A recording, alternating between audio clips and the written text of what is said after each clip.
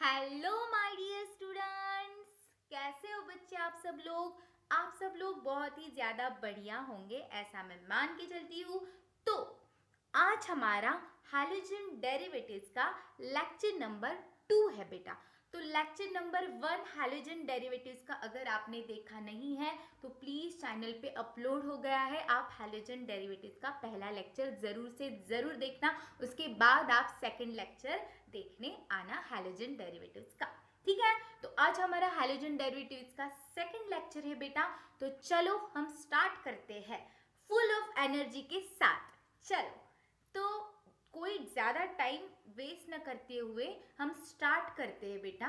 हमें आपको याद है हमने पिछले लेक्चर में प्रिपरेशन ऑफ एल्काइल हैलाइड शुरू किया था। उसमें हमने अल्कोहल से, यानी कि आपका जो अल्कोहल है उससे हमने एल्काइल हैलाइड का फॉर्मेशन किया था। तो अब इस लेक्चर में हम हाइड्रोकार्बन से, यानी कि आपका जो एल्काइल हैलाइड है उसको हम फॉर्म करने वाले बेटा with the help of the hydrocarbon. Ma'am hydrocarbon किसको पता नहीं है? हाइड्रोकार्बन यानी जिसमें कार्बन और हाइड्रोजन का बॉन्ड बना हुआ होगा उसको हम हाइड्रोकार्बन कहेंगे।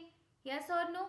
यस, जिसमें कार्बन और हाइड्रोजन का बॉन्ड बना हुआ होगा उसको हम हाइड्रोकार्बन कहेंगे। Okay, alkyl halides are formed from the saturated as well as the unsaturated hydrocarbon। मतलब alkyl halide आपका बनता है, हमें पता है कि हाइड्रोकार्बन दो टाइप से डिवाइड होते हैं, एक सैचुरेटेड हाइड्रोकार्बन और दूसरा अनसैचुरेटेड हाइड्रोकार्बन। सैचुरेटेड हाइड्रोकार्बन में आता है आपका सिंगल बॉन्ड और अनसैचुरेटेड हाइड्रोकार्बन में आपका आता है डबल और ट्रिपल बॉन्ड। तो आप सैचुरेटेड हाइड्रोकार्बन से भी अल्काइल हैलाइड को फॉर्म कर सकते हो और अनसैचुरेटेड से भी। लेकिन जो अनसैचुरेटेड से आप क्या करोगे, हाइड्रोकार्बन बनाओगे, अल्काइल हैलाइड बनाओगे ना, वो क्या होगा बेटा, ज़्यादा यूजफुल माना जाएगा। वो क्या माना जाएगा? ज़्यादा यूजफुल।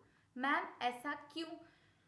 क्या हमारे सैचुरेटेड हाइड्रोकार्बन से जो अल्काइल हैलाइड बनता है वो नहीं होता? तो देखना होता क्या है बेटा, हैलोजिनेशन ऑफ एल्केन। जब हम एल्केन का हैलोजिनेशन करते हैं, not suitable for the preparation of alkyl halide, ये जो मेथड होती है ना ये सुटेबल नहीं होती है बेटा एल्काइल हैलाइड के प्रिपरेशन के लिए। Why ma'am? As a mixture of the mono and poly halogen compounds is form. इसमें सिर्फ हमें जो प्रोडक्ट मेन चाहिए ना, हमारा मोटिव क्या है, मेन क्या है, हमारा एम क्या है कि एक्सट्रीमली सॉरी गाइस। तो हमारा एम क्या है बेटा कि हमें अल्काइल हैलाइड का फॉर्मेशन करना है ना। तो इसमें बहुत मतलब मिक्सचर्स हमें मिलते चले जाते हैं जब हम क्या करते हैं, सैचुरेटेड हाइड्रोकार्बन से अल्काइल हैलाइड का फॉर्मेशन करते हैं। तो कैसे? जैसे कि आपने ये सब्स्टिट्यूशन रिएक्शन देखी होगी बेटा, मैं आपको समझाती हूँ। आपने लिया CH4, हमें पता है कि ये आपका मीथेन है यानी एल्केन है। अगर आपने इसकी रिएक्शन करवाई Cl2 के साथ, ये रिएक्शन होती है बेटा in the presence of sunlight.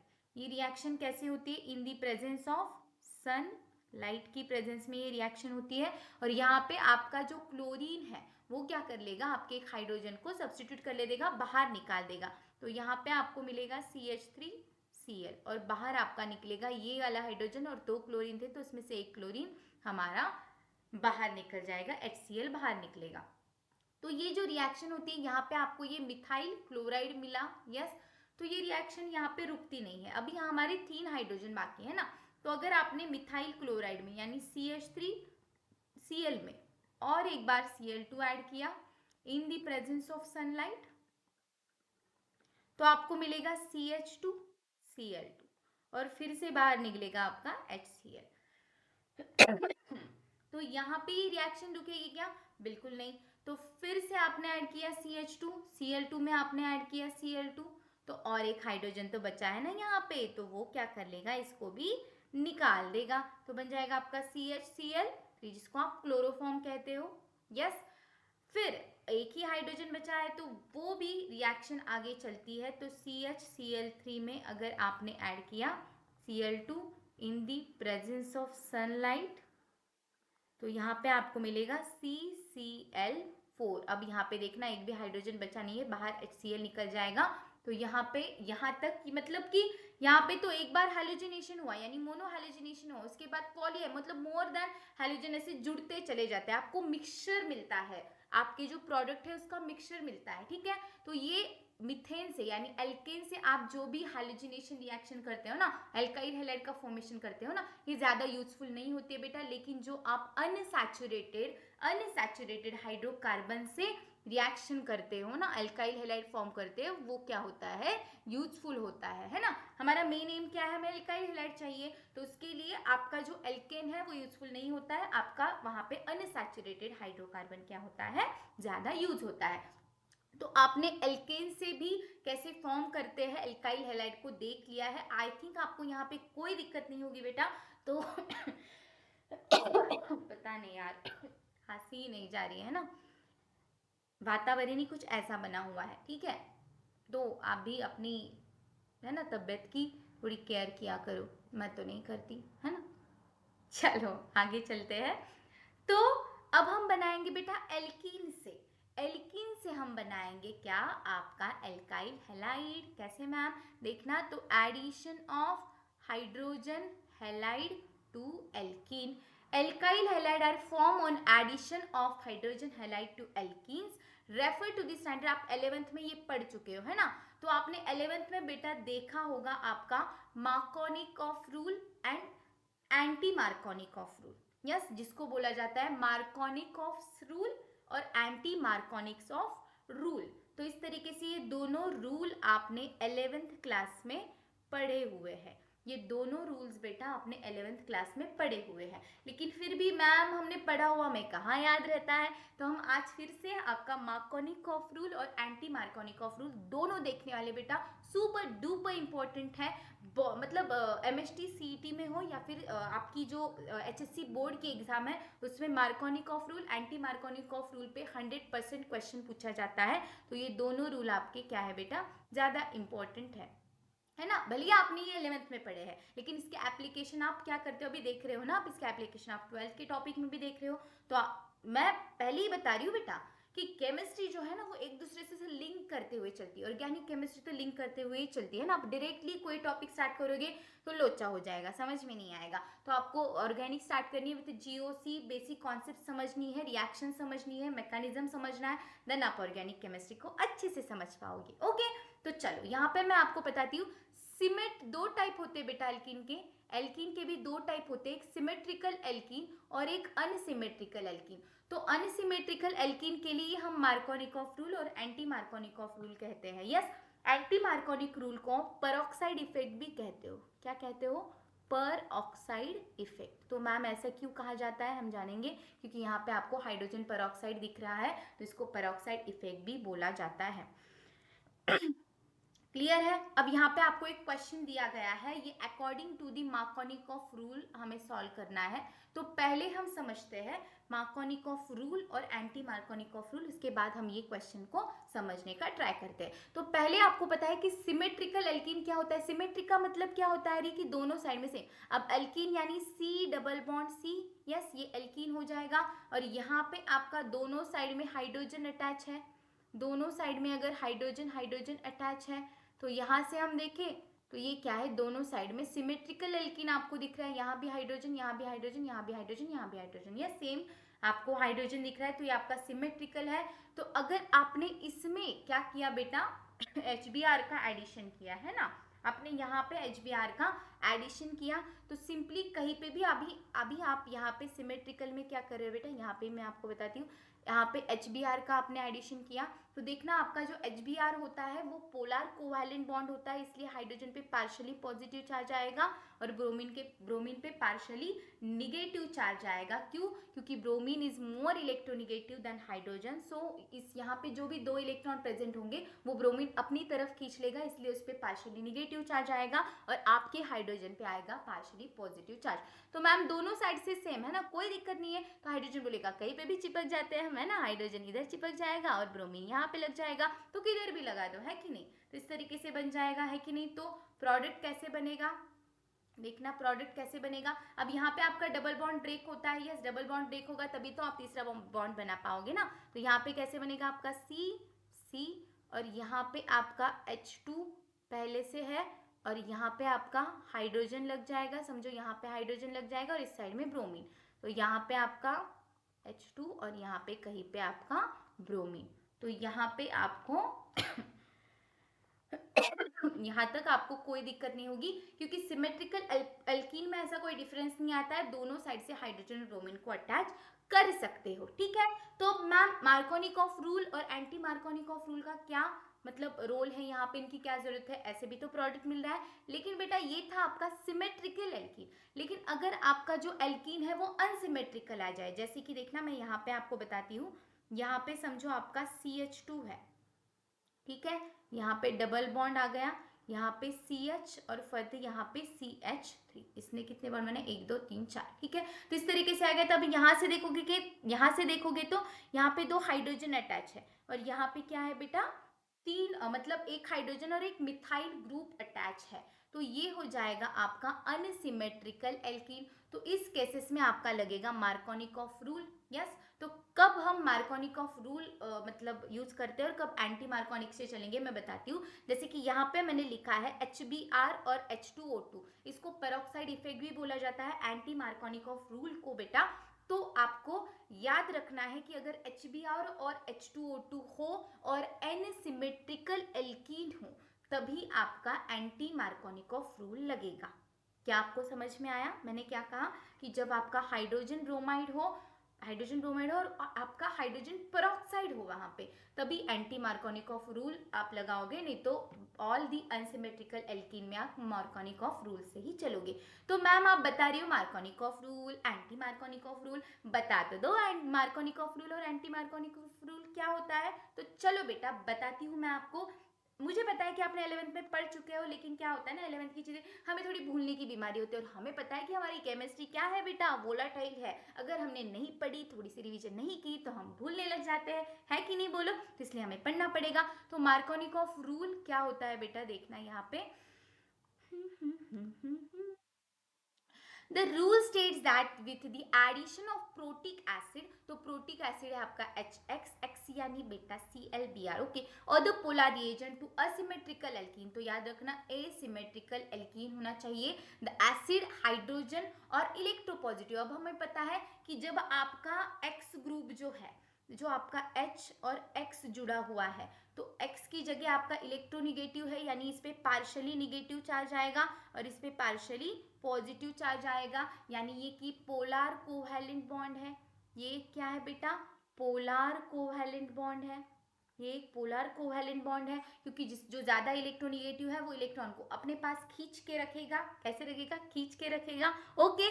और आपका जो हाइड्रोजन है उसमें पॉजिटिव है, तो ये इलेक्ट्रोपॉजिटिव है। तो याद रखना हाइड्रोजन और electropositive part gets attached to the carbon with more hydrogen. तो यहाँ पे क्या बोल रहा है कि आपका जो इलेक्ट्रोपॉजिटिव पार्ट है ना हाइड्रोजन, वो वहीं पे जुड़ेगा जिस कार्बन में ज्यादा हाइड्रोजन प्रेजेंट है। तो मार्कोनिकॉफ रूल क्या कहता है कि आपका जो भी पॉजिटिव पार्ट होगा, जो भी आपका हाइड्रोजन है, वो अटैच होगा जहाँ पे ज्यादा हाइड्रोजन प्रेजेंट है, और आपका जो बचा हुआ है हैलाइड, वो जाएगा बेटा जहाँ gets attach to the carbon with more alkyl substituents, या फिर बोलो कि आप जहाँ पे लेस हाइड्रोजन प्रेजेंट है। तो यहाँ पे आप मोटा मोटा क्या याद रखोगे, देखना, तो यहाँ पे आप क्या याद रखोगे कि आपका जो H प्लस ग्रुप है और एक आपका X माइनस है, तो H प्लस कहाँ जाएगा आपका, या फिर आप बोलोगे जो भी आपका डेल पॉजिटिव है वो कहाँ जाएगा बेटा, जहाँ पे जिस कार्बन पे मोर हाइड्रोजन प्रेजेंट हो, जिस कार्बन पे क्या हो, मोर हाइड्रोजन प्रेजेंट है, और आपका जो डेल माइनस है या ना, वो कहाँ पे जाएगा, जहाँ पे लेस हाइड्रोजन प्रेजेंट है, यस, लेस हाइड जिस कार्बन पे लेस हाइड्रोजन प्रेजेंट है। तो ये चीज आपको याद रखनी है बेटा, ये चीज आपके लिए बहुत ज्यादा इम्पोर्टेंट है ना। पूरी डेफिनेशन की जो भी बात है वो मैंने यहाँ पे लिख दी है ना, तो ये आपके लिए बहुत ज्यादा इम्पोर्टेंट है। क्लियर हुआ आपको?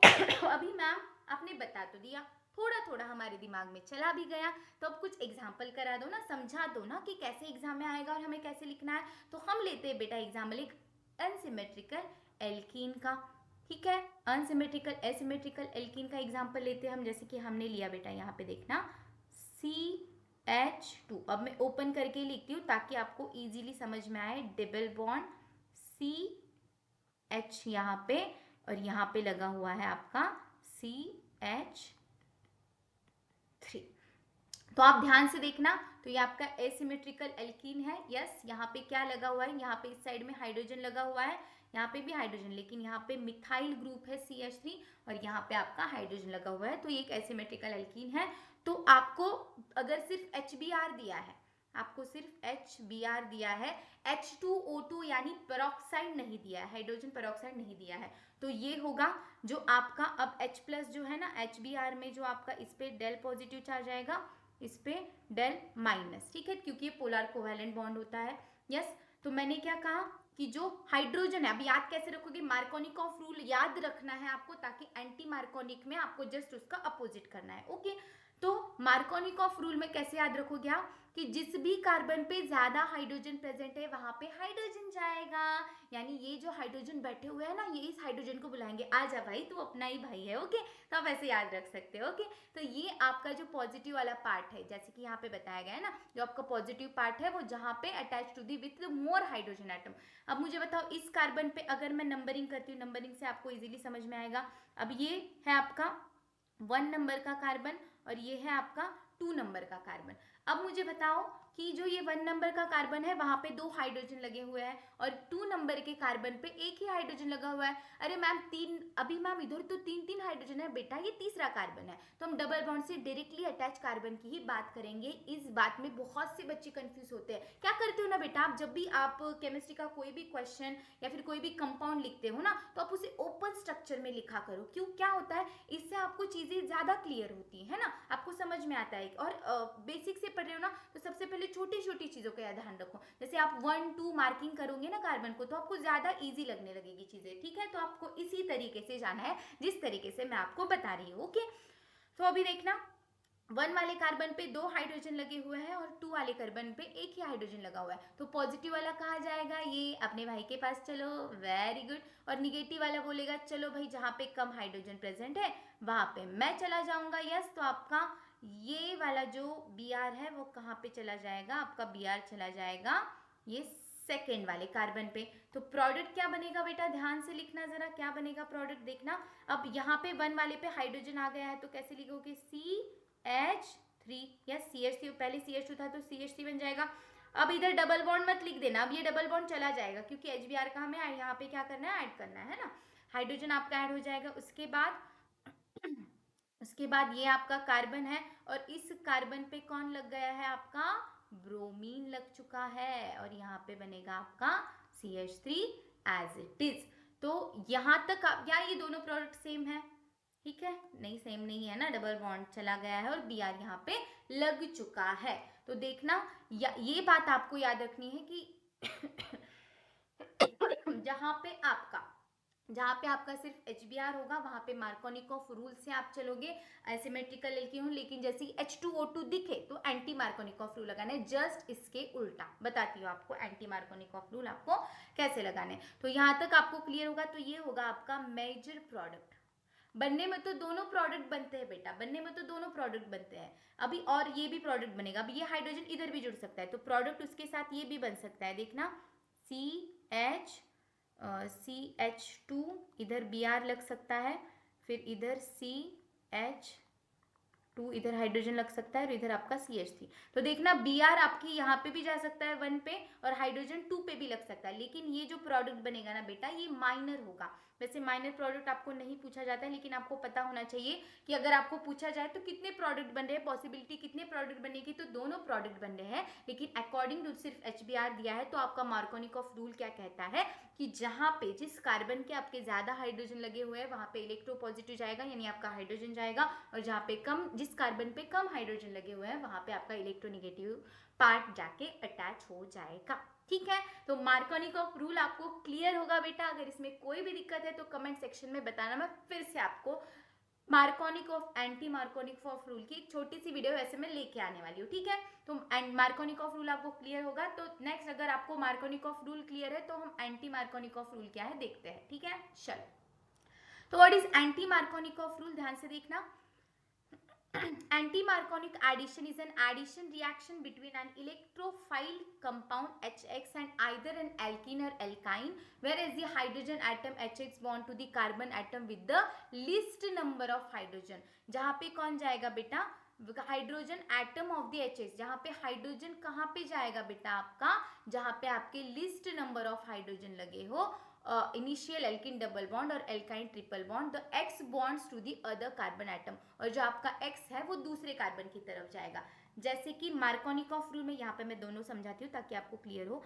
मार्कोनिकॉफ रूल में हमने क्या देखा बेटा कि जो भी आपका डेल पॉजिटिव है और डेल निगेटिव वाला है, यहाँ पे जो आपका कार्बन है वो मोर हाइड्रोजन के ऊपर आपका पॉजिटिव वाला जाएगा, और इस वाले ये माइनस वाला जहाँ पे लेस हाइड्रोजन प्रेजेंट है वहाँ पे जाएगा। तो ये मार्कोनिकॉफ रूल में समझाया। अब जस्ट इसके उल्टा आपका एंटी मार्कोनिकॉफ रूल कह रहा है, ठीक है, कि जहाँ पे आपका डेल पॉजिटिव जो होगा वो उस कार्बन पे जाएगा जहाँ पे लेस हाइड्रोजन प्रेजेंट है, और निगेटिव वाला कहाँ पे जाएगा बेटा, जिस कार्बन पे आपके मोर हाइड्रोजन प्रेजेंट है। क्या आपको क्लियर हो रहा है? तो यहाँ पे जैसे कि मैं एग्जांपल से समझाती हूँ, CH2 डबल बॉन्ड CH3 ये लिया हमने, ठीक है।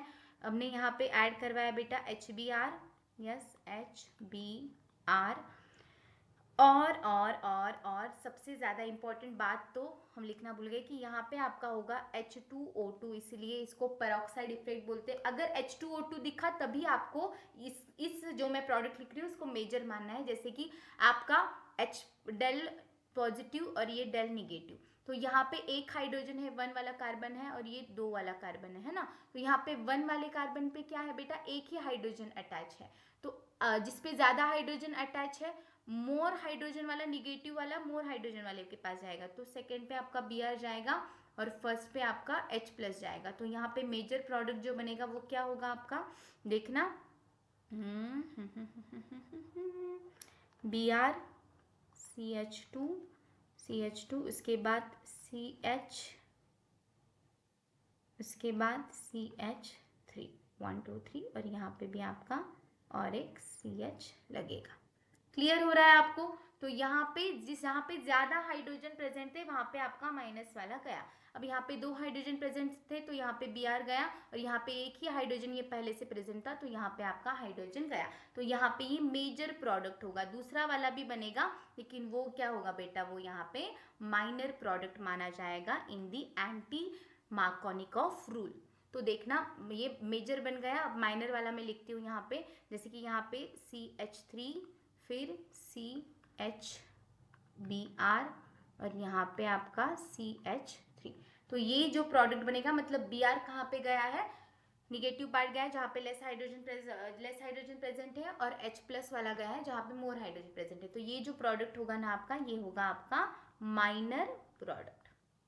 क्या आपको क्लियर हो रहा है? तो this is your Markovnikov rule. तो मार्कोनिकॉफ रूल को मैंने MR से लिखा है, और एंटी मार्कोनिकॉफ रूल को आप लिखोगे AMR, ठीक है, एंटी मार्कोनिकॉफ रूल। बेसिकली आपको यही चीज ध्यान में रखनी है। मैं क्या कह रही हूँ कि आप सिर्फ ना मार्कोनिकॉफ रूल को याद रखो। मार्कोनिकॉफ रूल क्या कहता है, जहाँ पे ज्यादा हाइड्रोजन है, पॉजिटिव हाइड्रोजन बोलेगा मैं मेरे दोस्तों के पास भागूंगा, तो वो हाइड्रोजन ज्यादा हाइड्रोजन वाले के पास लग जाएगा, और जो निगेटिव बचा है ना वो कम हाइड्रोजन के पास लगेगा। ये हो गया मार्कोनिकॉफ रूल। जस्ट इसका अपोजिट आपको एग्जाम में भी पूछा गया है, तो आप दोनों एक बार मार्कोनिक का लिख लो, और आपको और याद रखना जहाँ पे H2O2 दिखे वहां पे ही एंटी मार्कोनिक लगाना है आपको।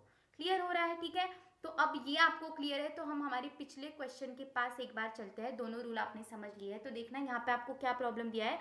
How will you obtain 1 bromo 1 methyl cyclohexane from alkene.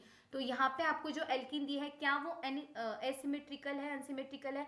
हाँ अनसिमेट्रिकल, ये कार्बन है और ये कार्बन है, ठीक है। यहाँ पे एक हाइड्रोजन लगा हुआ है, और यहाँ पे CH2 ग्रुप है, यहाँ पे CH3 है और यहाँ पे भी CH2। तो ये क्या है आपका एसिमेट्रिकल, दोनों जो एल्कीन है आपका एसिमेट्रिकल है। तो यहाँ पे आपको सिर्फ क्या दिया है बेटा, HBr। यहाँ पे आपको क्या दिया है, सिर्फ HBr। तो यहाँ पे एसिमेट्रिक में आप क्या फॉलो करोगे, अनसिमेट्रिकल में आप क्या फॉलो करोगे, अनसिमेट्रिकल, एसिमेट्रिकली बोलेंगे कोई बात नहीं, अनसिमेट्रिकल में आप क्या फॉलो करोगे, मार्कोनिकॉफ रूल, सिर्फ अगर HBr प्रेजेंट है तो मार्कोनिकॉफ रूल के अकॉर्डिंग जहाँ पे ज्यादा हाइड्रोजन है वहां पे ये डेल प्लस वाला चला जाएगा और माइनस वाला दूसरी साइड में चला जाएगा, ठीक है। तो ये वाला है जो वो किसके साथ चला जाएगा, जहाँ पे ज़्यादा हाइड्रोजन प्रेजेंट है। अब ये कार्बन है और ये दूसरा वाला कार्बन है कि नहीं। अब इस कार्बन पे 1 2 3 4, इस पे एक भी हाइड्रोजन प्रेजेंट नहीं है, यहाँ पे 1 2 3 ही बना है, तो इसके पास एक हाइड्रोजन प्रेजेंट है। तो ये एक हाइड्रोजन प्रेजेंट है, तो ये H+ वाला इधर जाएगा, तो वो इधर मतलब दूसरे इसमें ऐड हो जाएगा, इधर की साइड में हाइड्रोजन लग जाएगा आपका। यस, इधर की साइड में आपका पहले से एक हाइड्रोजन था और दूसरा हाइड्रोजन भी आके यहाँ पे लग जाएगा। मैं दूसरे कलर के साथ इसे लिखती हूँ ताकि आपको पता चले कि ये दूसरा हाइड्रोजन यहाँ पे आके लग जाएगा और Br जो है वो यहाँ पे लग जाएगा, ठीक है। और यहाँ पे भी आप देखोगे तो यहाँ पे ये एक कार्बन है और ये एक कार्बन आपको दिख रहा है। इस कार्बन के पास 2 हाइड्रोजन है, तो आपका ये हाइड्रोजन इसके पास चला जाएगा और यहाँ पे आपका Br लग जाएगा। क्या आपको क्लियर हो रहा है? अगर आपको मार्कोनिकॉफ रूल अच्छे से क्लियर है तो ही आपको ये एग्जाम्पल समझ में आएगा, नहीं तो आपको दिक्कतें आएगी, ठीक है। अगर आपको मार्कोनिकॉफ रूल और एंटी मार्कोनिकॉफ रूल अच्छे से समझ में आया है तो अभी अभी अभी के अभी चैनल को सब्सक्राइब करो और वीडियो को ज़रूर से ज़रूर लाइक करो, ठीक है। क्योंकि वीडियो पे मतलब क्या बोल रही हूँ मैं, चैनल पे बहुत सारे MHT CET रिलेटेड और केमिस्ट्री रिलेटेड, आपके बोर्ड्स के रिलेटेड बहुत सारे अच्छे अच्छे टॉपिक्स में लाने वाली, ठीक है। तो चलो हम चलते हैं आगे। मार्कोनिकॉफ रूल और एंटी मार्कोनिक रूल हमने देख लिया है। नेक्स्ट हम चलते हैं बेटा, यूज योर ब्रेन पावर। क्या आपके पास ब्रेन है? क्यों नहीं है मैम? है ना, इसलिए तो हम पढ़ रहे हैं। यहाँ तक रुके हम वीडियो देख रहे हैं, ठीक है। चलो, तो कुछ क्वेश्चंस दिए गए हैं, फटाफट सॉल्व करो बेटा। यहाँ पे दिया है आपको HBr दिखा, ओनली HBr यानी मार्कोनिकॉफ रूल। परऑक्साइड दिखा यानी यहाँ पे लगेगा एंटी मार्कोनिकॉफ रूल। परऑक्साइड दिखा यानी यहाँ पे लगेगा एंटी मार्कोनिकॉफ रूल। तो फटाफट बेटा बताओ क्या होगा प्रोडक्ट। तो मार्कोनिकॉफ रूल के अकॉर्डिंग चलेंगे हम, तो ये होगा आपका डेल पॉजिटिव, ये होगा आपका डेल निगेटिव। और इस वाले यहाँ पे 2 हाइड्रोजन लगे हुए, तो हाइड्रोजन इसके पास जाएगा, इस वाले कार्बन के पास, और Br यहाँ पे जाएगा। तो यहाँ पे आपका प्रोडक्ट क्या बनेगा, देखना ध्यान से। यहाँ पे जो मेजर प्रोडक्ट है, मेजर प्रोडक्ट क्या बनेगा, CH3, और CH के पास आपका जाएगा Br, और जहाँ पे ज़्यादा हाइड्रोजन प्रेजेंट है इसके पास हाइड्रोजन जाएगा CH3। तो ये होगा यहाँ पे मेजर प्रोडक्ट। और जो दूसरा बनेगा है ना, दूसरा क्या बनेगा, CH3, और यहाँ पे जाएगा आपका CH2 हाइड्रोजन, और इधर आपका CH2 और Br लग जाएगा। तो ये होगा आपका माइनर प्रोडक्ट यहाँ पे, ठीक है। आपको समझ में आ रहा है बेटा? तो माइनर प्रोडक्ट कौन सा होगा, जो एंटी मार्कोनिक के लिए हम करेंगे, है ना। मेजर प्रोडक्ट वो होगा जहाँ पे ज़्यादा हाइड्रोजन है वहाँ पे हाइड्रोजन जाके लग जाएगा, और जहाँ पे कम हाइड्रोजन प्रेजेंट है वहाँ पे इलेक्ट्रोनिगेटिव वाला। अब यहाँ पे प्रोडक्ट क्या बनेगा, ध्यान से देखना। दूसरा वाला मैं इधर लिखती हूँ, देखना क्या है आपका, C है, इधर आपके दोनों साइड में मिथाइल ग्रुप लगे हुए हैं। यस, दोनों साइड में मिथाइल ग्रुप लगे हुए हैं, यहाँ पे डबल बॉन्ड है। फिर यहाँ पे C है, यहाँ पे हाइड्रोजन है, उसके बाद यहाँ पे लगा है आपका CH3। तो ये अनसिमेट्रिकल एल्कीन है, देखना। तो यहाँ पे आपका है हाइड्रोजन लगा और यहाँ पे मिथाइल ग्रुप। अब हम मार्किंग करते हैं, ये पहला कार्बन है, ये दूसरा कार्बन है, इस पे एक हाइड्रोजन अटैच है, इस पे एक भी हाइड्रोजन अटैच्ड नहीं है। तो यहाँ पे आपको पेरोक्साइड दिया है यानी HBr तो दिया है, और साथ में H2O2। तो यानी ये किसके अकॉर्डिंग चलेगा, एंटी मार्कोनिकॉफ रूल के अकॉर्डिंग। तो एंटी मार्कोनिकॉफ रूल क्या कहता है कि डेल पॉजिटिव और डेल निगेटिव। तो डेल पॉजिटिव वाला वहां जाएगा जहाँ पे क्या है बेटा, हाइड्रोजन क्या है, लेस प्रेजेंट है ना। तो यहाँ पे जाएगा सेकेंड पे आपका H+, और Br जो है ना, और Br जो है वो जाएगा आपके 1 वाले कार्बन पे। तो प्रोडक्ट क्या बन जाएगा बेटा, ध्यान से देखना। और 2 वाले पे कौन गया है आपका, प्लस वाला। तो क्या बनेगा, CH3, फिर यहाँ पे है आपका CH, और यहाँ पे आ गया है आपका Br और CH3। तो ये जो होगा ये आपका होगा मेजर प्रोडक्ट, और दूसरा जो बनेगा वो आपका माइनर वाला प्रोडक्ट बनेगा। तो वो भी मैं लिखती हूँ, माइनर कौन सा बनेगा, देखना। CH की जगह यहाँ पे आ जाएगा Br, फिर यहाँ पे CH3, फिर यहाँ पे CH2, और यहाँ पे आपका CH3। तो ये जो होगा ये वाला होगा आपका माइनर प्रोडक्ट। क्लियर हो रहा है आपको? ये वाला होगा आपका माइनर प्रोडक्ट, ठीक है। तो मेजर और ये वाला होगा आपका माइनर प्रोडक्ट। यहाँ पे ये वाला मेजर है क्योंकि यहाँ पे मार्कोनिकॉफ रूल लग रहा है और यहाँ पे आपका एंटी मार्कोनिकॉफ रूल लग रहा है। देखना एंटी मार्कोनिकॉफ रूल क्या कहता है, जो प्लस वाला है वो वहां पे जाएगा जहाँ पे कम हाइड्रोजन प्रेजेंट है। तो ये वाला क्या होगा बेटा, मेजर। क्या आप इसका नाम बता सकते हो? क्यों नहीं मैम, जरूर बताएंगे। अब देखना 1 2 यहाँ से चले तो ब्रोमीन को सेकेंड नंबर मिला है 1 2 3, तो यहाँ से चले तो 3 मिल रहा है, तो आप नंबरिंग कहाँ से करोगे, यहाँ से 1 2 3 4, ठीक है। तो नाम क्या आ जाएगा इसका, 2 ब्रोमो 3।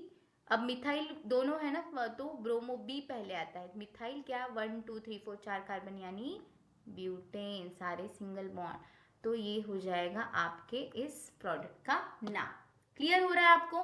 तो यहाँ तक आपको कोई भी दिक्कत नहीं होगी ऐसा मैं मानती हूँ, ठीक है। तो ये हो जाएगा आपका, ये है आपका फर्स्ट वाला, ये है सेकंड और ये है थर्ड, ठीक है। तो ये हो गया आपका फर्स्ट, ये हो गया आपका सेकंड, और अब देखते हैं हम हमारा थर्ड वाला, ठीक है। यहाँ पे लिखते हैं हम थर्ड वाला, ओके।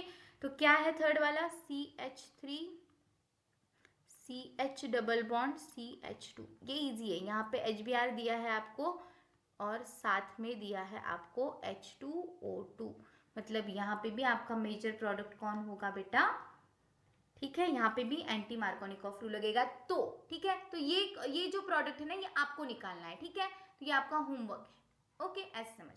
तो बहुत इजी है बेटा, एंटी मार्कोनिकॉफ रूल की तरह चलना है, मतलब ये डेल पॉजिटिव और ये डेल निगेटिव है, तो पॉजिटिव वाला कहाँ पे जाएगा, जहाँ पे कम हाइड्रोजन लगे हुए हैं, तो 1 और 2, तो पॉजिटिव वाला 1 पे जाएगा और Br कहाँ पे जाएगा, जहाँ पे ज़्यादा प्रेजेंट है। तो ये मेजर प्रोडक्ट आएगा और इसका जस्ट अपोजिट आपका माइनर प्रोडक्ट होगा। तो आप निकाल लोगे, इतना मुझे आप पे भरोसा है। जिन्होंने भी ये क्वेश्चन सॉल्व किया है ना मार्कोनिकॉफ रूल का, जो मैंने आपको होमवर्क के लिए दिया है एंटी मार्कोनिकॉफ रूल का, वो कमेंट सेक्शन में मुझे बताना कि यस मैम आपने जो क्वेश्चन दिया था वो हमने करके देखा है और हमें मार्कोनिकॉफ रूल और एंटी मार्कोनिकॉफ रूल एकदम क्रिस्टल क्लियर हो गया है। यस, तो हम चलते बेटा अभी आगे। मुझे पता है कि यहाँ तक आपको कोई दिक्कत नहीं होगी, तो हम आगे चलते। अगर दिक्कत है तो बता देना कमेंट सेक्शन में। कौन सा कमेंट सेक्शन में बताने के लिए मना किया, आप बिंदास से बता देना, सुन लूंगी मैं, पढ़ लूंगी, ओके। चलो आगे चलते हैं। नेक्स्ट हमें पढ़नी है बेटा super duper most important reaction, halogen exchange. एक हैलोजन आएगा और दूसरा जाएगा, है ना, मतलब उसकी जगह भी आएगा, वो भी हैलोजन ही होगा, ठीक है। समझ में आ रहा है? तो हैलोजन एक्सचेंज रिएक्शन होता क्या है बेटा, समझ लेना एक बार। Yes, alkyl iodides. अब दो टाइप की मतलब दो टाइप रिएक्शंस पढ़ते हैं हम, है ना। इनको नेम रिएक्शंस में भी आप पढ़ते हो, है ना। तो मोस्ट इंपॉर्टेंट रिएक्शन ही नेम रिएक्शन है। पहली है आपकी Finkelstein reaction and second word is the Swarts reaction. तो पहली रिएक्शन आप जो पढ़ते हैं वो क्या है बेटा, Finkelstein reaction. Next one is the Swarts reaction. तो फिंकरस्टीन रिएक्शन में होता क्या है देखना, prepared conventionally by the treating alkyl chlorides और bromides with the sodium iodide। यहाँ पे आपको यूज क्या करना है, sodium iodide.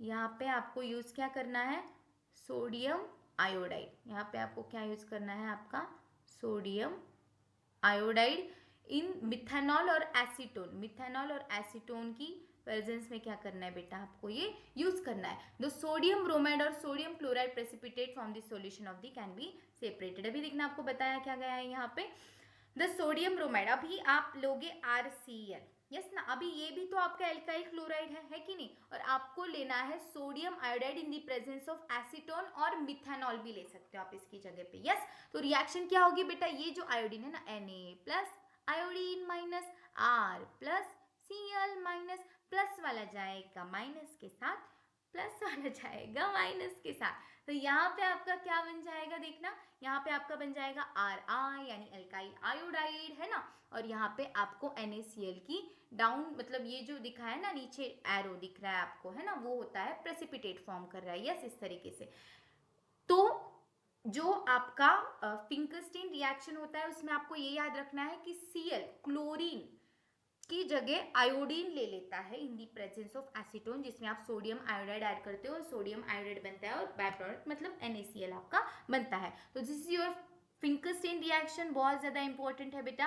Next one is the Swarts reaction. Swarts reaction में आपको क्या याद रखना है बेटा कि आपका Cl है, वहां पे AgF आप यूज कर रहे हो और यहाँ पे आपका plus minus minus plus, plus वाला माइनस के साथ, प्लस वाला माइनस के साथ, तो यहाँ पे आपका बन जाएगा RF और बाहर निकल जाएगी आपकी AgCl की PPT, यस प्रेसिपिटेट। ओके, तो शॉर्ट्स रिएक्शन में आपको क्या याद रखना है, यहाँ पे आपकी क्लोरीन की जगह फ्लोरीन आ रहा है, तो फ्लोरीन बहुत ही कम रिएक्शन में मतलब क्या पार्टिसिपेट करता है ना, हम ज्यादातर नहीं देखते कि भाई क्लोरीन और ब्रोमीन को हम बहुत सी बार देखते रहते, ये फ्लोरीन भैया ज्यादा दिखते नहीं है, क्योंकि क्या होता है बेटा वो इलेक्ट्रोनिगेटिव है ना ज्यादा, तो इसकी वजह से उसको हम ज्यादा यूज नहीं करते। Okay, so this one is the Swarts reaction, super duper most important reaction होती है आपकी स्वार्ट्स रिएक्शन, जिसपे क्वेश्चन पूछा जाता है बेटा आपकी MST CET हो या HSC बोर्ड हो। ठीक है, क्लियर हो रहा है, तो दोनों रिएक्शंस अच्छे से करके जाना, यहाँ पे आपको कोई दिक्कत नहीं होगी। ठीक है, तो क्लोरीन से आयोडीन बन रहा है आपका, क्लोरीन मतलब यहाँ पे आयोडीन क्या कर रहा है, क्लोरीन को निकाल रहा है बाहर, और यहाँ पे फ्लोरीन क्लोरीन को। ठीक है, क्लियर हो रहा है, तो हम आगे चलते हैं। तो ये हैलोजन एक्सचेंज रिएक्शन बहुत ज्यादा इंपॉर्टेंट है और मैं इसे स्टार मार्क करती हूँ। ठीक है, क्लियर हो रहा है, अब हम चलते हैं आगे। यहाँ तक आपको कोई दिक्कत है? बिल्कुल नहीं। जो बच्चे यहाँ तक, जिन भी बच्चों ने यहाँ तक लेक्चर दिखा है वो मुझे कमेंट सेक्शन में हार्ट बना के दिखाएंगे। ठीक है, जो भी बच्चे यहाँ तक जिन्होंने लेक्चर देखा है वो बच्चे क्या करेंगे, कमेंट सेक्शन में मुझे हार्ट बना के दिखाएंगे। ठीक है, इस तरीके से। एक मिनट में भर तू लो बेटा, मेरा भले ये हार्ट टूटा हुआ है लेकिन ये भरा हुआ होना चाहिए। क्यों बेटा, समझ में आ रहा है कि नहीं? ठीक है, कितना भी आपका हार्ट टूट जाए लेकिन जब हार्ट बनाने की बात आती है तो उससे भरना बहुत ज़्यादा इम्पोर्टेंट होता है, अच्छा दिखता है ना। तो मैंने क्या बोला, जिन भी बच्चों ने यहाँ तक लेक्चर देखा है हेलोजन एक्सचेंज तक, वो कमेंट सेक्शन में हार्ट जरूर बनाएंगे। ठीक है, चलो तो हम चलते हैं बेटा आगे। चलो नेक्स्ट हमें देखना है इलेक्ट्रोफिलिक सब्स्टिट्यूशन रिएक्शन। ठीक है, तो इलेक्ट्रोफिलिक सब्स्टिट्यूशन रिएक्शन, इलेक्ट्रो से समझ में आ रहा है हमें इलेक्ट्रॉन, और फिलिक यानी प्यार। जिन्हें इलेक्ट्रॉन से क्या हो बेटा, लव हो, प्यार हो, यहाँ पे हमने रेड रेड हार्ट बनाया ना, तो उनके मन में क्या है बेटा, फीलिंग हो, है ना, इलेक्ट्रॉन के लिए। ओके, तो इलेक्ट्रोफिलिक सब्स्टिट्यूशन रिएक्शन होता क्या है देखना। हमने अभी तक एल्काइल हैलाइड का फॉर्मेशन किया, इलेक्ट्रोफिलिक सब्स्टिट्यूशन रिएक्शन में हम क्या करते हैं बेटा, अराइल हैलाइड का फॉर्मेशन करते हैं, या फिर अराइल क्लोराइड आप बोल लो, या फिर अराइल ब्रोमाइड्स का। ठीक है, can be prepared by direct halogenation of benzene and its derivatives through the electrophilic substitution reaction। ठीक है, इलेक्ट्रोफिलिक सब्स्टिट्यूशन रिएक्शन से हम करेंगे। It may be conveniently carried out the dark at ordinary temperature in the presence of suitable Lewis acid. Yes, Lewis acid यानी जिनके पास vacant orbital present हो, है ना, लाइक FeCl3 और अनहाइड्रस AlCl3, तो इसमें से आप कुछ भी यूज कर लो तो ये रिएक्शन हो जाएगी बेटा, देखना क्लियर हो रहा है आपको। तो यहाँ पे ये Fe और डार्क प्लेस टेम्परेचर वगैरह आपको यूज करना है लेविस एसिड, लेकिन यहाँ पे आपको Br2 यूज करना है।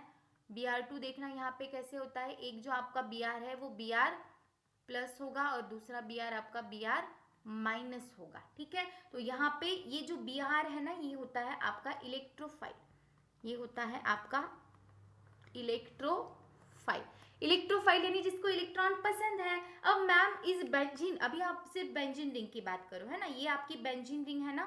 ठीक है, तो बेंजीन रिंग की अगर हम बात करें तो बेटा आपकी बेंजीन रिंग मतलब इलेक्ट्रॉन रीच होती है ना, इलेक्ट्रॉन रीच मानी जाती है आपकी बेंजीन रिंग, क्योंकि यहाँ पे आप देख सकते हो, यहाँ पे आपके 3 पाई इलेक्ट्रॉन है, 3 पाई बॉन्ड है और आपके 6 पाई इलेक्ट्रॉन है, जिसकी वजह से क्या है, यहाँ पे भर भर के इलेक्ट्रॉन प्रेजेंट है, इसलिए हमारी इलेक्ट्रो फाइल जो होगा वो क्या करेगा, वहां पे अटैक करेगा। यहाँ पे याद रखना, जो आपका इलेक्ट्रोफाइल होता है उसी को निकाल के आपका दूसरा इलेक्ट्रोफाइल वहां पे अटैक करता है, यानी यहाँ पे आपका हाइड्रोजन है वो क्या करेगा, यहाँ पे आपका Br प्लस क्या करेगा, यहाँ पे अटैक करेगा और इस हाइड्रोजन को निकाल के खुद उसकी जगह ले लेगा। तो यहाँ पे देखना दो साइड में ये रिएक्शन होती है, ये होती है आपकी ortho position, Meta position and para position. तो इलेक्ट्रोफाइलिक सब्स्टिट्यूशन रिएक्शन याद रखना ऑर्थो और पैरा पोजिशन पे ही होती है। ठीक है, समझ में आ रहा है आपको? अब यहाँ पे बेंजीन रिंग तो है लेकिन उसको CH3 ग्रुप लगा है, तो इसको बोला जाता है टोल्यून। तो इसको बोला जाता है टोल्यून। अगर बेंजीन रिंग को CH3 अटैच है तो इसको टोल्यून बोला जाता है। यस, Br2 ऐड करोगे तो ये Br2 यहाँ पे ऐड हो जाएगा और हाइड्रोजन निकल जाएगा, तो ये एक प्रोडक्ट बनेगा और दूसरा प्रोडक्ट बनेगा। अब यहाँ पे ये यहाँ पे जो हाइड्रोजन प्रेजेंट है उसको भी तो हमारा Br+ निकाल सकता है, तो ये दोनों प्रोडक्ट बनेंगे बेटा। और बाहर कौन निकलेगा आपका? ये एक Br- बचा है और यहाँ से जो हाइड्रोजन निकल रहा है तो HBr आपका यहाँ पे बाहर निकल जाएगा। क्लियर हो रहा है? तो ऑर्थो ब्रोमो टोल्यून यहाँ पे आपको मिलेगा और एक पैरा ब्रोमो टोल्यून आपको यहाँ पे प्रोडक्ट में मिलेगा। ठीक है, तो आपको इलेक्ट्रोफिलिक सब्स्टिट्यूशन रिएक्शन समझ में आ रही है? ठीक है, अब ये रिएक्शन होती है बेटा फास्ट। अब मैम ये रिएक्शन फास्ट क्यों हो रही है? इसका रीजन ये है बेटा कि यहाँ पे आपका CH3 ग्रुप लगा हुआ है, मिथाइल ग्रुप लगा हुआ है। जीओसी में आप पढ़ते हो कि जो आपका मिथाइल ग्रुप होता है वो प्लस आई इफेक्ट लगाता है, और प्लस आई इफेक्ट यानी ये क्या करता है? इलेक्ट्रॉन डोनेट करता है, ये इलेक्ट्रॉन डोनेटिंग ग्रुप होता है। CH3 क्या होता है बेटा आपका? इलेक्ट्रॉन डोनेटिंग ग्रुप होता है, जिसकी वजह से वो रिंग को इलेक्ट्रॉन डोनेट कर रहा है, मतलब ये इलेक्ट्रॉन रीच बन जाएगी। और आपका जो इलेक्ट्रोफाइल, जितनी ज्यादा इलेक्ट्रॉन रीच आपकी रिंग बनेगी ना उतना फटाक से आपका इलेक्ट्रोफाइल अटैक करेगा और ये प्रोडक्ट बन जाएगा। तो ये सारे जो मैं पॉइंट्स बता रही हूँ ये अच्छे से ध्यान में रखना बेटा, बहुत ज्यादा इंपॉर्टेंट पॉइंट्स हम यहाँ पे डिस्कस कर रहे हैं। ओके, तो यहाँ पे आपकी इलेक्ट्रोफिलिक सब्स्टिट्यूशन रिएक्शन आपको क्लियर होगी, यहाँ तक आपको कोई डाउट नहीं होगा बेटा। तो हम चलते हैं आगे। चलो, नेक्स्ट हमें पढ़नी है बेटा रिएक्शन। तो ये जो सैंडमेयर रिएक्शंस है ना, आप ये 11th में ही मतलब for details for the chapter of 13 section. अब यहाँ पे आप पढ़ते हो लेकिन यहाँ पे हम सैंडमेयर रिएक्शन को अच्छे से डिस्कस कर लेते हैं। सैंडमेयर रिएक्शन होती क्या है बेटा? Aryl halides are most commonly prepare by replacement of the nitrogen of diazonium salt. Nitrogen को डाइजोनियम डाइअजोनियम सॉल्ट बोला जाता है। क्यों? देखना कब बोलोगे आप। अब ये होता है आपकी बेंजीन रिंग को अटैच NH2 है तो उसको आप बोलोगे एनिलीन। अगर बेंजीन रिंग को अटैच CH3 है तो उसको आप बोलोगे टोल्यून। याद रखना ये नाम बहुत अच्छे से। ओके, आपको पूछे जा सकते हैं। CH3 अटैच हो तो टोल्यून और NH2 अटैच हो तो aniline. This is the amine group. Okay, तो यहाँ इसको एनिलीन बोला जाता है। अगर आप क्या करते हो इस रिएक्शन में HX NaNO2 सोडियम नाइट्रेट डालते हो रूम टेम्परेचर, मतलब नॉर्मल टेम्परेचर रखो आप, है ना, 0 डिग्री सेल्सियस आप टेम्परेचर रखो, तो आपका बन जाता है बेटा डाइअजोनियम सॉल्ट। ठीक है, तो आप जो नाइट्रोजन होता है ना उसको अज़ा भी बोला जाता है, नाइट्रोजन जो होता है वो अज़ा अज़ा भी बोला जाता है उसको। और यहाँ पे 2 नाइट्रोजन है इसलिए बोला गया है डाइअज़ो। और यहाँ पे आपके आयन बन रहे हैं, है कि नहीं? यहाँ पे आपके आयन बन रहे हैं, पॉजिटिव आयन बन रहा है, नेगेटिव आयन बन रहा है, तो इसलिए आयन बोला गया है, तो डाइजोनियम सॉल्ट। अब मैम सॉल्ट क्यों बोला गया है? सॉल्ट कैसे बनता है बेटा आपका? प्लस और माइनस से, है कि नहीं? तो इसलिए इसको सॉल्ट बोला गया। यहाँ पे आपको प्लस और माइनस चार्ज दिख रहा होगा, तो ये होता है आपका डाइअजोनियम सॉल्ट। क्लियर हो रहा है आपको? चलो, तो इधर ध्यान दो बेटा। अब आपको रिएक्शन याद कैसे रखनी है? आपको कॉपर एक्स दे दे, एक्स यानी आपका कोई भी एक्स ग्रुप, ठीक है, एक्स की जगह आप क्लोरीन ब्रोमीन कुछ भी ले सकते हो। उसके बाद आपको Ki दे, पोटेशियम आयोडाइड दे, कॉपर साइनाइड दे, Cn यानी साइनाइड, और aqueous H2SO4 in the presence of heat. ठीक है, तो प्रोडक्ट क्या बनेगी देखना, मैं यहाँ पे प्रोडक्ट देती हूँ। COX डालोगे, कॉपर हेलाइड डालोगे, तो आपको प्रोडक्ट क्या मिलेगा बेटा? इस तरीके से आपको प्रोडक्ट मिलेगा। इस पोजीशन पे आपका N2X ग्रुप है तो इधर आपका लगेगा क्या?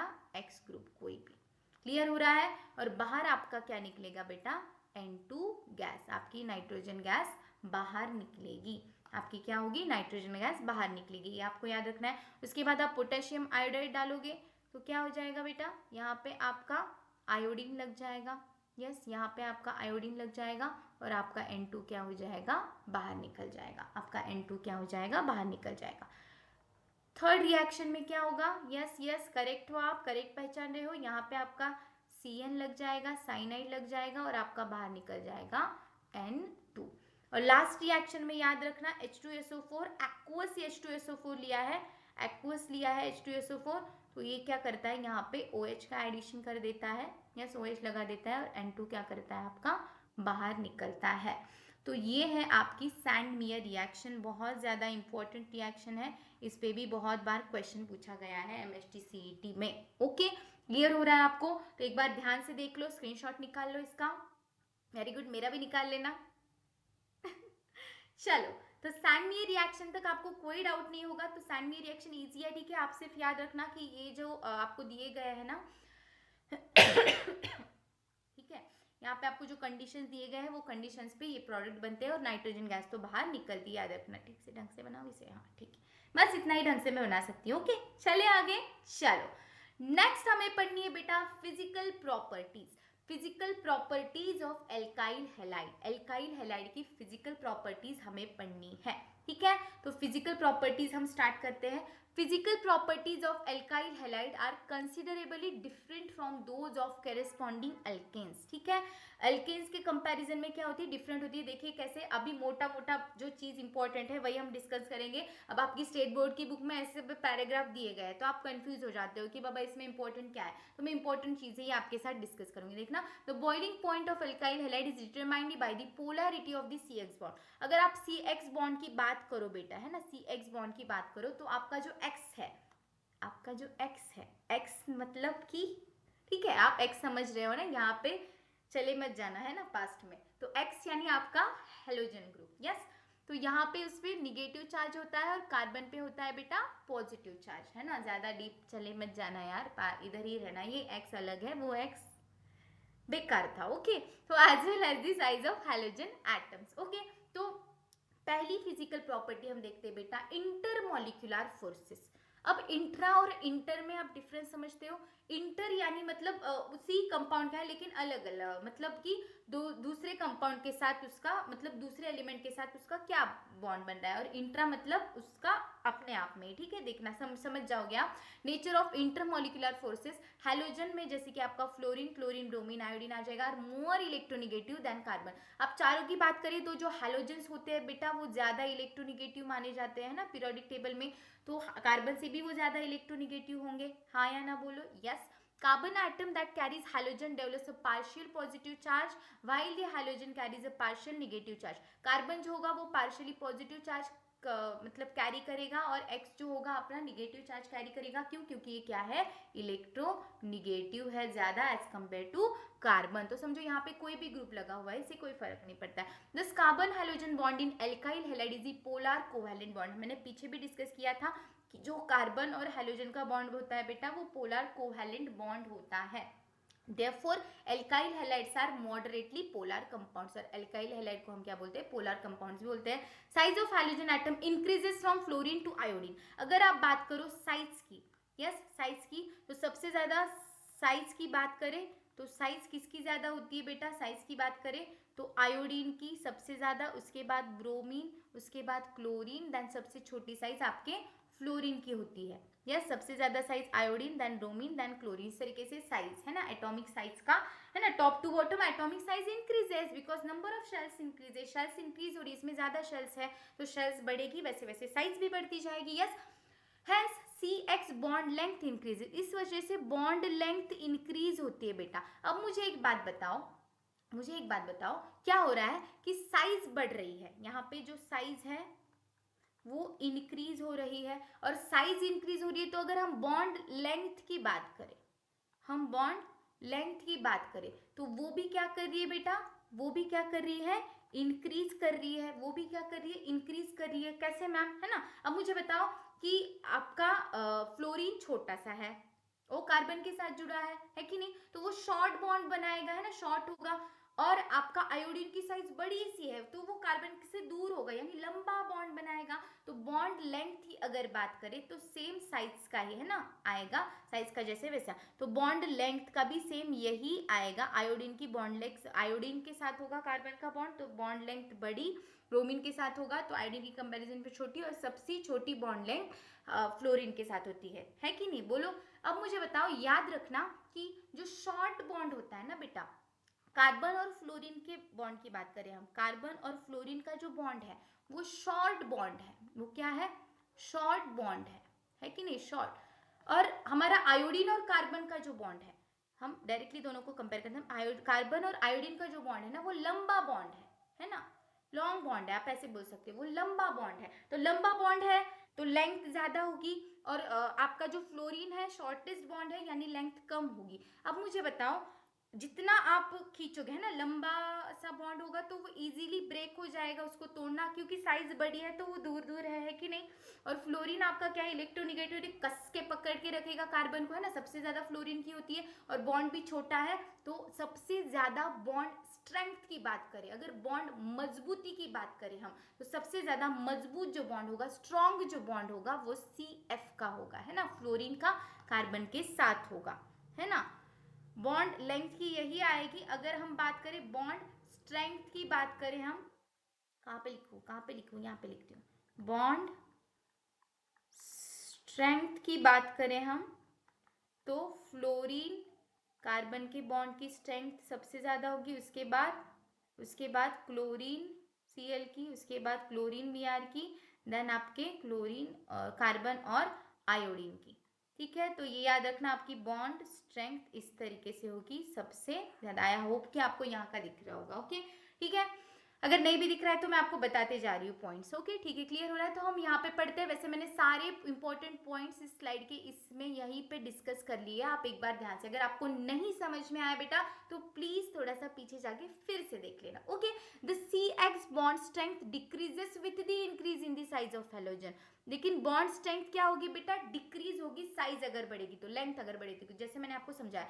This is because the size of p orbital of halogen increases with p orbital becomes more diffuse. और जो p ऑर्बिटल होगा ना, जैसे फ्लोरीन का होगा, वो ज्यादा डिफ्यूज हो जाएगा, समझ में आ रहा है आपको।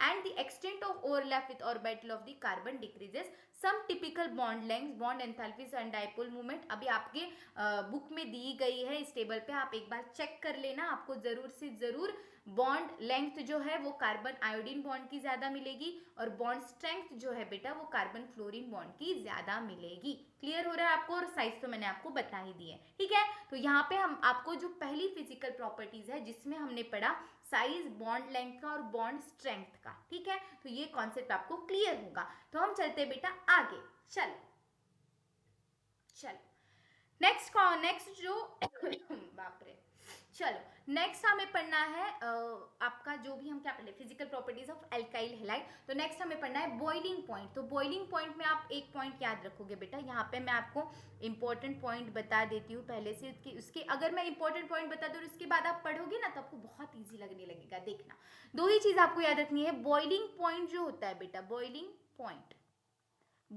पॉइंट जो होता है वो डायरेक्टली प्रोपोर्शनल होता है आपके मॉलिक्यूलर मास के। वो क्या होता है बेटा, डायरेक्टली प्रोपोर्शनल होता है आपका मॉलिक्यूलर मास और मॉलिक्यूलर वेट के, और इनवर्सली प्रोपोर्शनल होता है ब्रांचिंग के। अब मैम ब्रांचिंग क्या है देखना, मैं आपको समझाती हूँ। तो ये आपको पॉइंट क्लियर होना चाहिए। Yes, boiling point is directly proportional to the molecular mass और इनवर्सली। अब मॉलिक्यूलर मास तो आपको पता है, अब जितना मॉलिक्यूलर मास बढ़ेगा उतना बॉइलिंग पॉइंट बढ़ेगा कि नहीं, बोलो। जितना लंबा मॉलिक्यूल बनता जाएगा, जितने एटम्स उसमें जुड़ते जाएंगे, उतना वो क्या हो जाएगा, बॉइलिंग पॉइंट भी उसका इंक्रीज होगा। तो ये तो इजीली आप याद रख लोगे। अब ब्रांचिंग का क्या है मैं आपको बताती हूँ। ओके, चलो पढ़ना यहाँ पे, boiling points of alkyl halides are considerably higher than those of the corresponding alkanes due to the higher polarity and higher molecular mass. तो याद रखना, मॉलिक्यूलर मास बढ़ता है इसलिए बॉइलिंग पॉइंट बढ़ता है। Within alkyl halides for a given alkyl group, the boiling point increases with increasing atomic mass. Boiling point क्या करता है, एटॉमिक मास के साथ क्या करता है, इंक्रीज करता है, जो मैंने आपको यहाँ पे बता दिया। Boiling point is directly proportional to the molecular mass because magnitude of van der Waals force increases with increase in size और mass of the halogen. Van der Waals forces भी इंक्रीज होते हैं साइज की इंक्रीज होने की वजह से, इसलिए बॉइलिंग पॉइंट बेटा आर आई का ज्यादा होगा, उसके बाद आर बी आर का, आर सी एल का, देन आर एफ का। मुझे बताओ एटॉमिक नंबर किसका ज्यादा है, सबसे ज्यादा आयोडीन का, उसके बाद ब्रोमीन का, देन क्लोरीन का, देन फ्लोरीन का। यस, तो ऑब्वियसली इनका जो एटॉमिक मास है सबसे ज्यादा होगा आयोडीन का, ब्रोमीन का, देन क्लोरीन। तो इस तरीके से ये बॉइलिंग पॉइंट आप ऐसे देखोगे। समझ में आ रहा है, ठीक है, क्लियर हो रहा है। तो यहाँ पे आपको एग्जाम्पल दिया गया है, थोड़ा सा समझ के लेते हैं इस एग्जाम्पल को। यहाँ पे आपको मिथाइल फ्लोराइड दिया है, मिथाइल क्लोराइड दिया है, मिथाइल ब्रोमाइड दिया है और मिथाइल आयोडाइड दिया है। आर की जगह हमने मिथाइल लिया, ठीक है।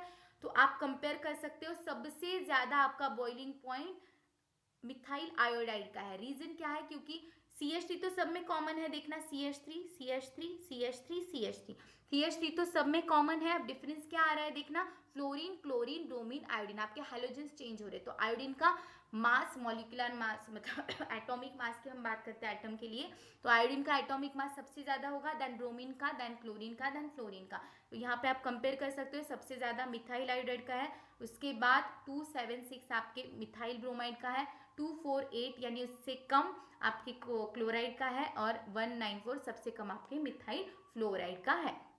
तो मॉलिक्यूलर मास के बॉइलिंग पॉइंट डायरेक्टली प्रोपोर्शनल होता है, ये चीज आपको यहाँ पे क्लियर हुई होगी। अब नेक्स्ट चीज है कि आपका जो बॉइलिंग पॉइंट है, आपका जो बॉइलिंग पॉइंट है वो बेटा इनवर्सली प्रोपोर्शनल होता है ब्रांचिंग के।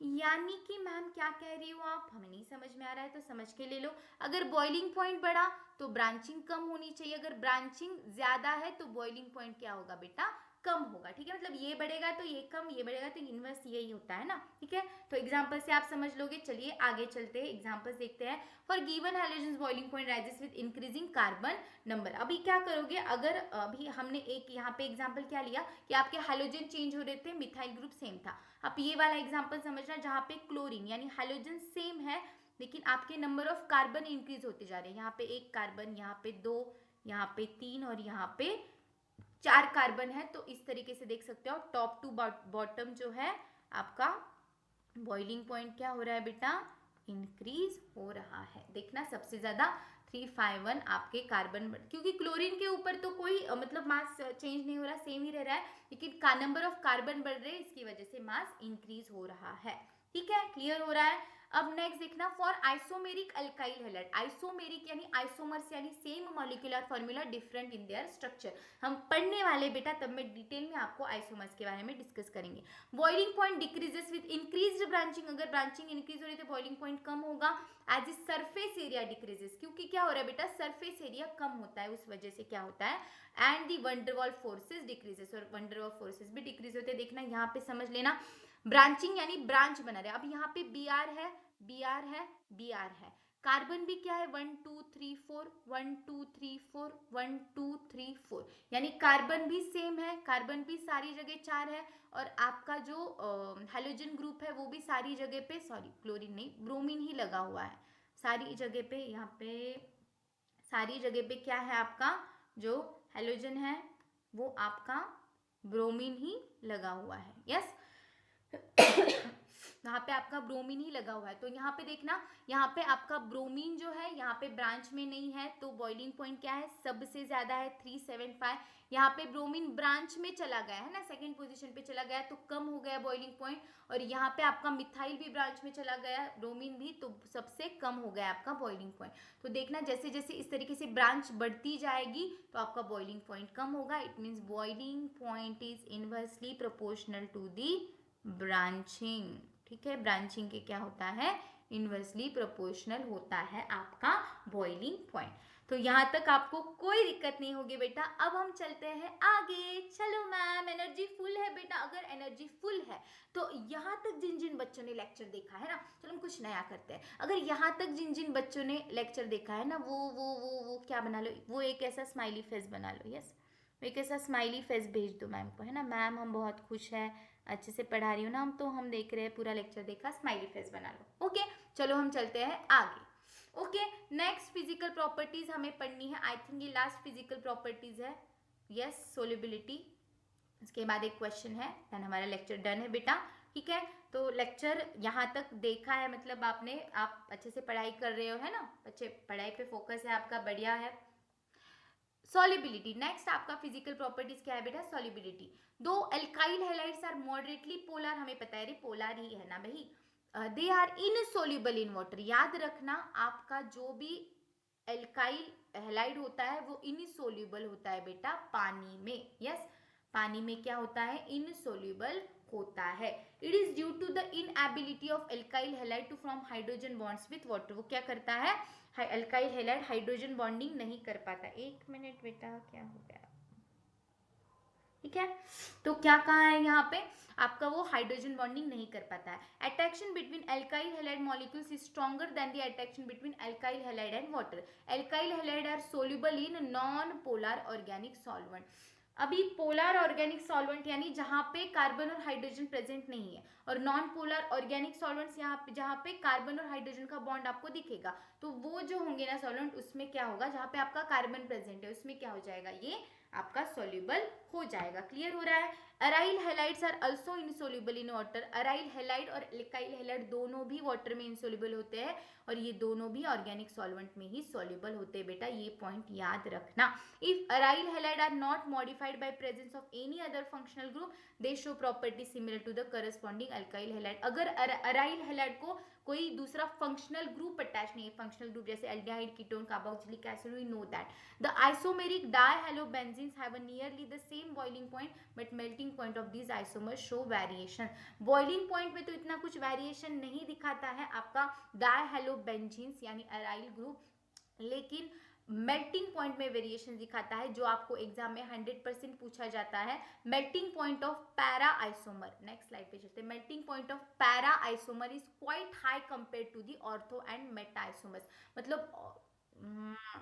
मतलब कि देखना, मतलब कि ऑर्थो और मेटा के कंपैरिजन में क्या होगा बेटा, आपका ऑर्थो और मेटा के कंपैरिजन में आपका पैरा वाला जो भी है ना, वो क्या होगा बेटा, वो आपका मतलब उसका मेल्टिंग पॉइंट क्या होगा, ज्यादा होगा। ठीक है, ऐसा क्यों होता है, this is because of the it's symmetrical structure which can easily pack closely in the crystal lattice. ठीक है, क्योंकि यहाँ पे देखोगे आप कि पैरा वाले को आप यहाँ से कट करोगे तो देखना ये क्या हो रहा है, ऑलमोस्ट सिमेट्रिकल स्ट्रक्चर ही हो रहा है, ऑलमोस्ट क्या हो रहा है, ये सिमेट्रिकल स्ट्रक्चर आपको दिख रहा है, और इसकी वजह से इसकी जो भी इंटरमोलिकुलर फोर्सेस होते हैं वो स्ट्रांग होते हैं, है ना, और ये क्रिस्टल लैटिस में रहता है, क्लोज पैक स्ट्रक्चर रहता है, इस वजह से ये क्या होता है, सिमेट्रिकल होता है, और इसका मेल्टिंग पॉइंट सबसे ज़्यादा होता है। तो बॉइलिंग पॉइंट में इतना कुछ खास डिफरेंस नहीं आता है तीनों के भी, लेकिन याद रखना मेल्टिंग पॉइंट जो है वो सबसे ज़्यादा होगा आपके पैरा वाले का, उसके बाद होगा कहाँ, किसका दिख रहा है आपको 323, उसके बाद होगा आपका ऑर्थो वाले का, और सबसे कम होगा आपके मेटा वाले का। क्लियर हो रहा है आपको, ठीक है, यहाँ तक तो कोई दिक्कत नहीं होगी आपको, थोड़ा सा उल्टा सुल्टा लिख दिया है मैंने, देखिए देख लेना। ठीक है, तो पैरा का सबसे ज्यादा, उसके बाद एर्थो एंड देन मेटा। तो आपको पता है this is the ortho position, this is the Meta position and this one is the para position. तो इसका सबसे ज़्यादा होता है आपका मेल्टिंग पॉइंट, और बॉइलिंग पॉइंट में खास कोई डिफरेंस नहीं आता, ऑलमोस्ट सेम ही रहता है, और आपका मेल्टिंग पॉइंट इस तरीके से होता है, सबसे ज़्यादा पैरा का, देन अर्थो का, देन मेटा का। ठीक है, बेंजीन डाई क्लोरो, ठीक है,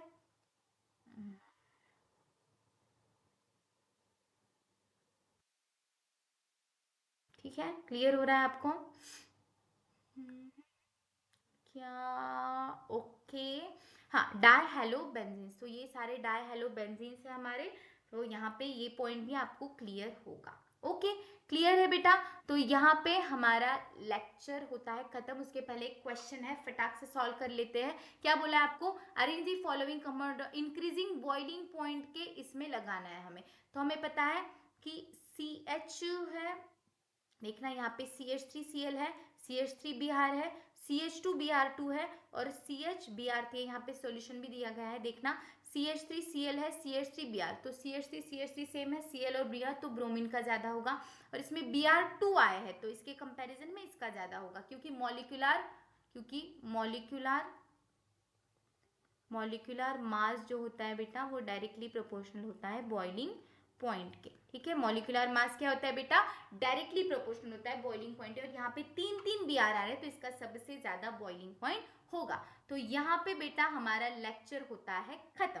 तो आज के लेक्चर में हमने क्या क्या देखा, चलो एक बार रिवाइज कर लेते हैं, चलो चलो चलो, बहुत सारे पॉइंट्स हमने आज के लेक्चर में कवर किए हैं, तो हम देखते हैं वन बाय वन करके कौन कौन से पॉइंट्स हमने कवर किए। ठीक है, तो फ्रॉम हाइड्रोकार्बन से हमने प्रेपरेशन देखा, उसके बाद हमने एल्कीन से मार्कोनिकॉफ रूल और एंटी मार्कोनिकॉफ रूल देखा जो बहुत ज़्यादा इंपॉर्टेंट है बेटा।